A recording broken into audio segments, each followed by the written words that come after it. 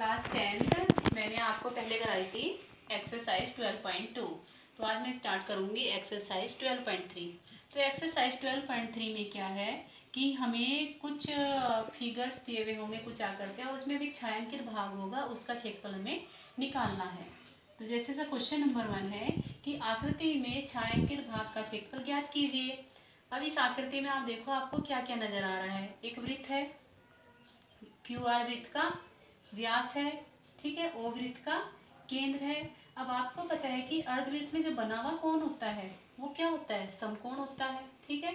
तो ये वाला पोर्शन, ये जो छायांकित भाग है, कैसे निकलेगा?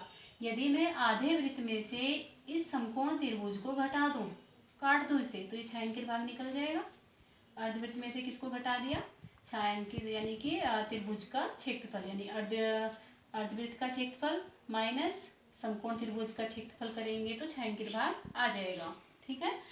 तो खुद देखो आप करके कि आधा वृत्त लेना, उसमें समकोण त्रिभुज बनाना, समकोण त्रिभुज को जब आप काटोगे तो एक ऐसा हमें वृत्तखंड मिलेगा, ठीक है। क्यू आर व्यास है और पी आर पी क्यू कितना है, ये 90 अंश का है। तो हम यहाँ पे पाइथागोरस प्रमेय से निकाल लेंगे, क्योंकि हमें यहाँ पे पी क्यू दे रखा है 24 सेंटीमीटर और पी आर दे रखा है 7 सेंटीमीटर। तो हम पाइथागोरस थ्योरम से, त्रिभुज पी क्यू आर में पाइथागोरस थ्योरम से क्या हो जाएगा, आधार का वर्ग प्लस लंब का वर्ग निकाला तो कितना आया, √625 आ गया आर क्यू, तो ये आ गया 25 सेंटीमीटर, क्योंकि 625 का वर्गमूल होता है 25 सेंटीमीटर। तो वृत्त की त्रिज्या आर कितनी हो जाएगी, क्योंकि आर क्यू वृत्त का व्यास है, तो त्रिज्या क्या होगी, ओ आर कितनी हो जाएगी, 25/2। तो छायांकित भाग का क्षेत्रफल हो जाएगा अर्धवृत्त का क्षेत्रफल माइनस त्रिभुज पी क्यू आर का क्षेत्रफल। अर्धवृत्त का क्षेत्रफल हो जाएगा 1/2 पाई आर स्क्वायर, क्योंकि वृत्त का क्षेत्रफल होता है पाई आर स्क्वायर, माइनस और समकोण त्रिभुज का होता है क्षेत्रफल 1/2 आधार गुणा ऊंचाई। ऊंचाई क्या है, पी क्यू है। इसको सोल्व किया तो सोल्व करने पर आंसर आ गया 4523/28 सेंटीमीटर स्क्वायर। ऐसे क्वेश्चन नंबर 2 में भी हमें छायांकित भाग का क्षेत्रफल ज्ञात करना है। इसको समझो आप, दो वृत्त है, एक छोटा वृत्त है और एक बड़ा वृत्त है। एक बड़ी त्रिज्या वाला वृत्त है, छोटी त्रिज्या वाला वृत्त है।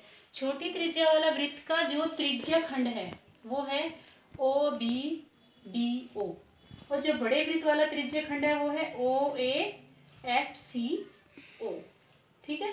तो यदि हम बड़े त्रिज्या खंड में से छोटे त्रिज्या खंड को घटा दें तो ये वाला पोर्शन बचेगा। जैसे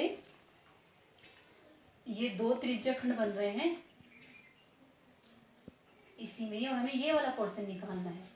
तो आपका ये पोर्शन कैसे निकलेगा, यदि आप इस बड़े में से इतने को काट दोगे तो ये वाला पोर्शन हमारा बच जाएगा। तो वही हो जाएगा त्रिज्यखंड ओ ए एफ सी ओ का क्षेत्रफल माइनस त्रिज्यखंड O B E D O का क्षेत्रफल। ये यहाँ पर बिंदु ई है, ठीक है।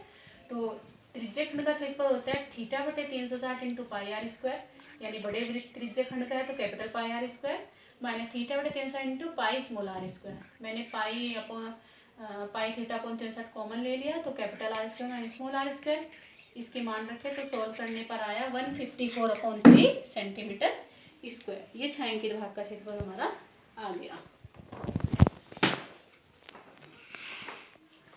अब नेक्स्ट क्वेश्चन है क्वेश्चन नंबर 3। इसे भी छायांकित भाग का क्षेत्रफल निकालना है, इसको आप समझो। ये क्या है, 14 सेंटीमीटर भुजा का एक वर्ग है।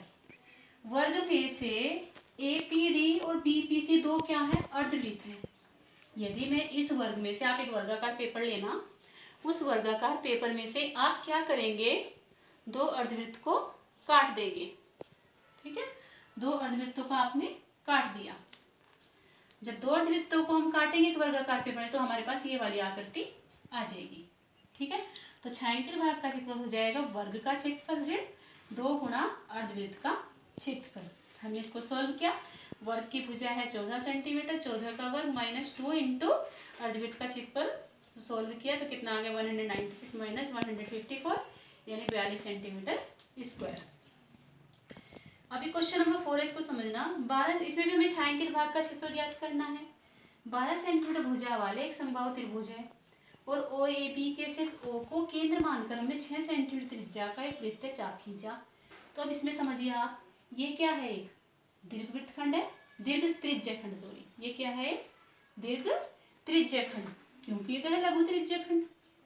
तो आप खुद समझो अपने माइंड से कि ये एक दीर्घ त्रिज्यखंड है, और यदि मैं इसमें एक समबाहु त्रिभुज का क्षेत्रफल जोड़ देती हूँ तो ये पूरा छायांकित भाग आ जाएगा। ठीक है, दीर्घ त्रिज्यखंड के क्षेत्रफल में हम किसको जोड़ देंगे, समबाहु त्रिभुज के क्षेत्रफल को जोड़ देंगे तो छायांकित भाग का क्षेत्रफल आ जाएगा। तो समबाहु त्रिभुज की भुजा है 12 सेंटीमीटर, वृत्त की त्रिज्या है r 6 सेंटीमीटर। तो समबाहु त्रिभुज का क्षेत्रफल होता है √3/4 भुजा का वर्ग। इसको सोल्व किया 36 √3 वर्ग सेमी आ गया। और दीर्घ त्रिज्यखंड का क्षेत्रफल होता है 360 माइनस थीटा/360 इंटू πr²। थीटा का मान मैंने 60 रखा, क्यों रखा थीटा का 60, क्योंकि ये है OAB है, समबाहु त्रिभुज है, और समबाहु त्रिभुज का प्रत्येक कोण जो है 60 डिग्री का होता है।